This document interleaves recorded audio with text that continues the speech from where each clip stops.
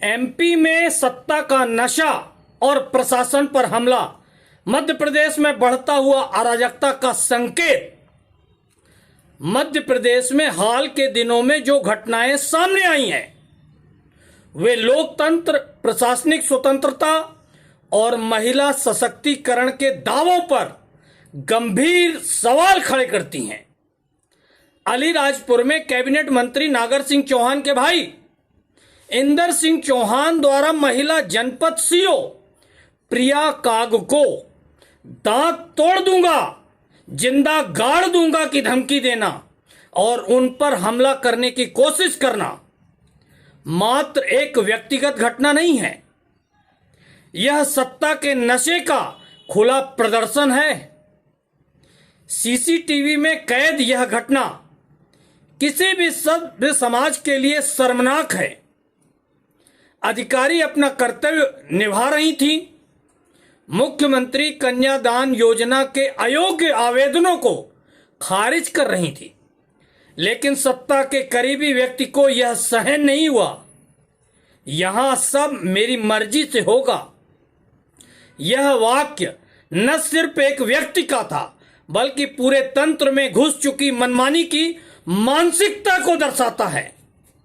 यह पहला मामला नहीं है। कुछ दिनों पहले भाजपा विधायक प्रीतम लोधी ने अपने बेटे के खिलाफ कार्रवाई करने वाले आईपीएस अधिकारी को खुलेआम धमकियां दी। उसी तरह मंत्री राकेश सिंह पर भी एक आईएएस अधिकारी को गालियां देने और अपमानित करने के आरोप लगे। मुख्यमंत्री मोहन यादव द्वारा नए आईएएस अधिकारियों को विवादों में मत पड़ो की सलाह देना भी अफसरशाही के मनोबल को तोड़ने वाला संदेश बन गया। चलिए बात करते हैं महिला सशक्तिकरण के दोहरे चेहरे की।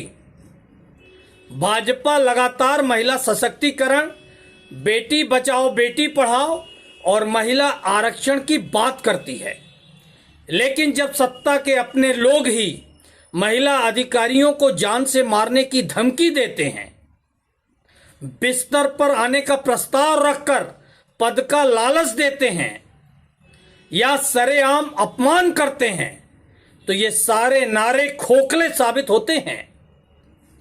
सांसद पप्पू यादव का बयान कि राजनीति में 90% महिलाओं को सफलता के लिए बेडरूम से होकर गुजरना पड़ता है, चाहे कितना भी विवादास्पद हो, लेकिन इन घटनाओं के बीच उसमें एक कड़वी सच्चाई झलकती है।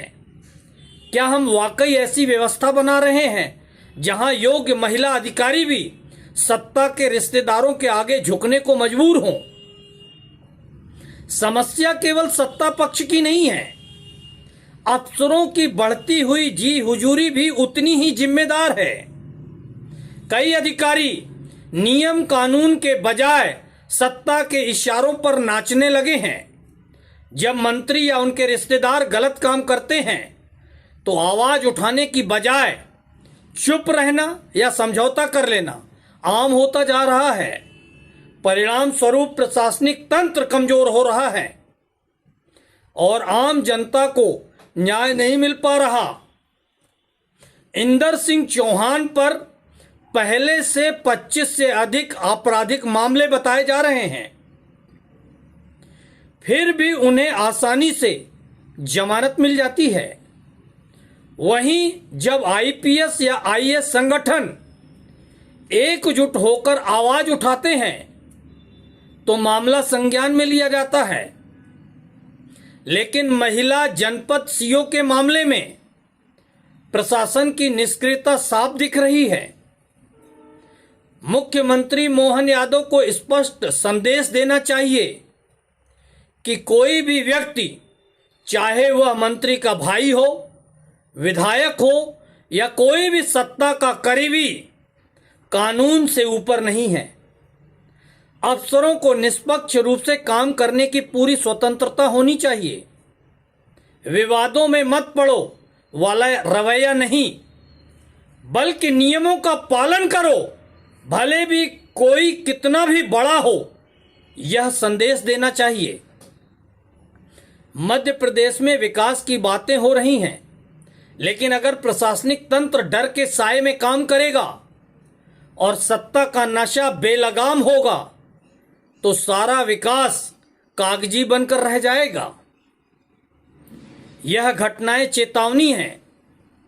सत्ता का नशा जब सर चढ़कर बोलने लगे तो लोकतंत्र खतरे में पड़ जाता है।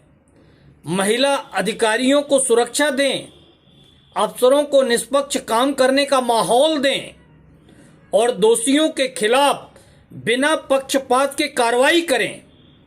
अन्यथा महिला सशक्तिकरण और सुशासन के सारे दावे सिर्फ चुनावी भाषण बनकर रह जाएंगे। यह समय है जागने का, सत्ता के लिए नहीं, व्यवस्था के लिए।